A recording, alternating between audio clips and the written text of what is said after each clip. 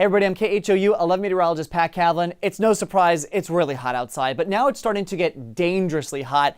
Here's a snapshot of what feels like temperatures look like for this afternoon, and this is not going to change as we get into the weekend and the start of next week. In fact, it could actually get worse for some of us. So when you start to get these feels like temperatures into the 1 teens, that's when things start to become an issue. But what exactly is heat index? What is a feels like temperature, and why don't we just use the temperature in the thermometer?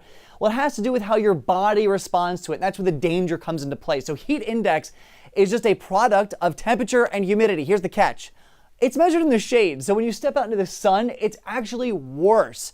So that's why you have to really take this information seriously. Now, heat index is not something new. It was actually developed back in the late 1970s, again, as a way to kind of express to people how your body responds to heat and humidity, because what's measured on the thermometer just isn't enough.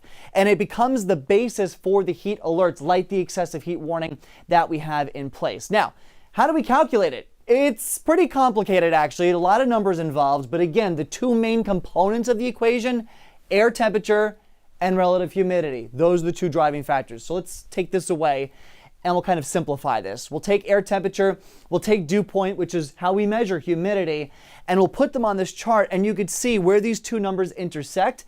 That is your feels like temperature. So when you have an air temperature of 98 and a dew point of 73, it feels like 110. And again, that's in the shade. And this is a big product to use because even during the overnight hours here, notice we get into midnight, as air temperatures cool back to the 80s, humidity stays high, and so your body actually responds to the temperature as if it were in the 90s. This heat is expected to continue as we go through the upcoming week. Again, it's not going anywhere, and the humidity is here to make it worse. Stay safe over the next few days and make sure that you're checking up on each other.